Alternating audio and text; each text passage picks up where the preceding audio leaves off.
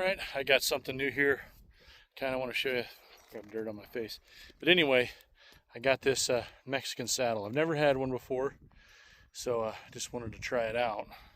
I do have a friend on social media that's pointed me in the right direction for like a nice custom-made one if I do want that. I had to add some holes here to lengthen these stirrups. I'm not real wild about how that's set up, you know. It's kind of, I don't like that.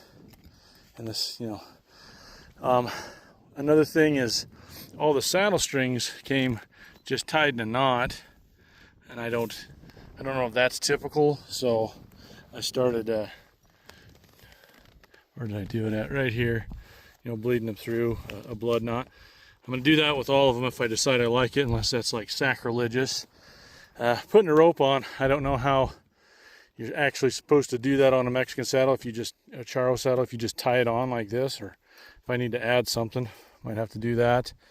But yeah, other than that, I've sat in it for a second. Right here kind of seems to rub some, but that was when the stirrups were too short. So we'll see if that changes with them lengthened.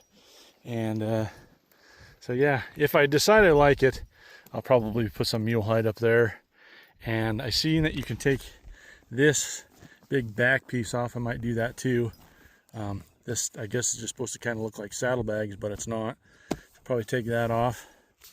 But I'll be in it here for probably next 4 or 5 hours, and I'll decide whether I like it or not. So what I'm out here doing is I'm moving these bulls out of here because I'm going to be turning the heifer pairs in here as they calve out. But my first impression so far is right under your leg right here. It rubs on there pretty good because it just kind of, it's not rounded off. The bars of the saddle at the top of it there aren't rounded off where your leg sits, so they kind of rub on there. So you kind of got to push your feet forward as far as you can to keep that from happening. And then I haven't roped anything with this, but dallying with this thing, you know, the front side of it, you got a mile of room to dally, but here on the back side, that's short. So, you know, being able to dally and catching your rope underneath there seems like it'd be kind of tricky. Kind of gives you a lot more respect for those guys at the Chariotas that can dally on that quick, roping a horse and just letting it burn through and smoking. That's what this saddle was used at last. You can see where it's burned through there. But yeah, and these stirrups, you know, where they twist here, kind of dig into my legs, kind of funny. Might have to work move them around or something like that. But that's my first impression so far. I better get going. The dogs are doing the work without me so far. Got them through that gate. They're headed that way. Just got to kick them down to that road. That road goes to the pasture we're going to. But the saddle still kind of got the same opinion. It's right here where it gets to rubbing on you, and maybe under there a little bit. But if this was rounded off more, it'd make it a lot more comfortable. But traditionally this part, you see how it's just tied on here.